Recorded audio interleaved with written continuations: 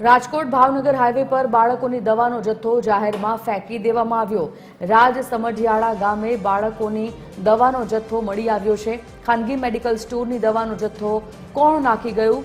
નિયમ મુજબ એક્સપાયરી થયેલી દવાનો નાશ કરવો જોઈએ, ત્યારે આ જથ્થો કોણ ફેંકી ગયું તેના પર સવાલો ઊભા થઈ રહ્યા છે।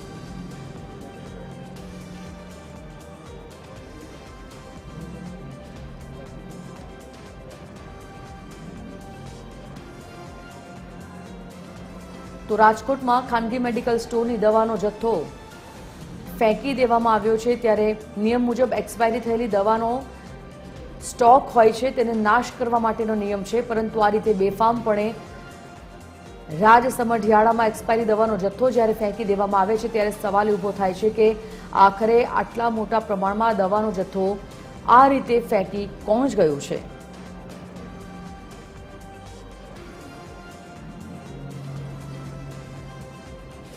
તો જાહેરમાં બાળકોની દવાનો જથ્થો ફેંકી દેવામાં આવ્યો હોવાના આ વિડીયો વાયરલ થતા સવાલો અનેક ઊભા થઈ રહ્યા છે।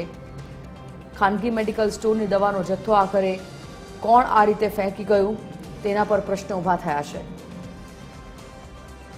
ફોન લાઈન પર સંવાદદાતા રવિ જોડાઈ ગયા છે।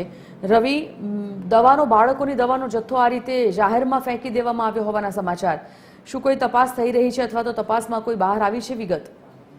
જરૂરથી જણાવજો, મેડિકલ વેસ્ટને નાશ કરવાનો એક નિયમ હોય છે, તે નિયમનો ઉલ્લાડ્યો ન થવો જોઈએ, કારણ કે મેડિકલ વેસ્ટનો નાશ યોગ્ય રીતના થવો જોઈએ તેવો તંત્રનો પરિપત્ર છે। પરંતુ રાજકોટ ભાવનગર હાઈવે પર આવેલા રાજ સમઢિયાળી ગામ પાસે એક મેડિકલનો જથ્થો રસ્તા ઉપર ફેંકવામાં આવ્યો હતો, જેથી ગ્રામજનોમાં ચિંતાનું મોજું ફરી વળ્યું હતું અને તે બાબતે આરોગ્ય અધિકારીને પણ રજૂઆત કરવામાં આવી છે।